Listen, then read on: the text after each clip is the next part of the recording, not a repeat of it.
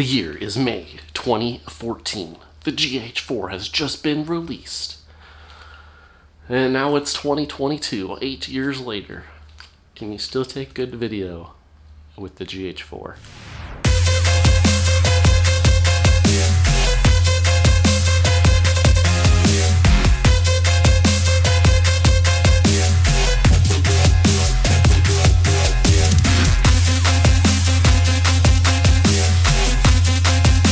So I'm going to be testing the GH4 versus my Gh5S and just kind of seeing how the video quality compares and just testing it out.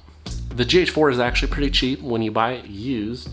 I think just a couple $100, and it actually places it in that like beginner filmmaker budget camera that you could probably buy. It shoots 4K.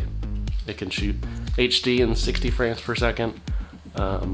But more than that, what I use this for is because it has that Vlog L picture profile, which lets it compare to some of the newer Panasonic cameras and be able to match them together. So let's check out if this could be a good B camera to the Gh5S.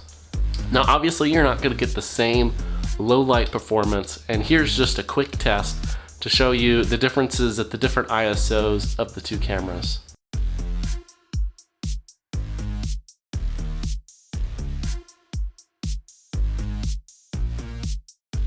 The dynamic range actually with the Vlog L picture profile seems to be pretty similar.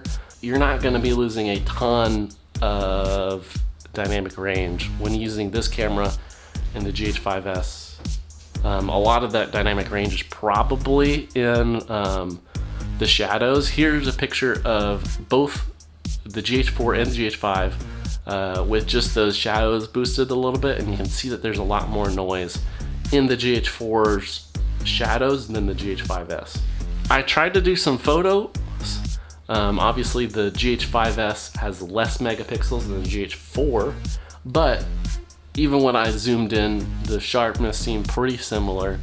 I wasn't convinced that there is a big enough difference to choose one or over the other for photos. One thing to note is that the Gh5S has a much larger portion of the sensor being used for that 4K recording, and it results in a much wider field of view versus the Gh4. And this can be good and bad in certain situations. For the Gh5S, that's nice because you can get that little bit shallower depth of field, a little bit wider on the wide end of your lenses. It's nice for that kind of more all-purpose type stuff, but for maybe a B camera, that little extra crop in on the Gh4 might be useful if you don't have as many telephoto lenses and you want to get a little bit extra reach. Especially because I do some weddings, and just having that extra reach with the long end, you know, if you're stuck in the back of a Catholic ceremony, you might need that little extra range to zoom in a little bit. Obviously, one major thing to think about when you're getting a Panasonic camera is the autofocus isn't going to be as great, so you're going to need to rely on manual focus. And so if you don't have as much experience manual focusing, that might be a consideration. So all in all, I think that the GH4 is a great camera for a B camera to either the Gh5 or the Gh5S, especially with that Vlog L picture profile. It gives you about the same dynamic range as the Gh5S, and I really like it. So thanks for watching. Hope you enjoyed this video. See you next time.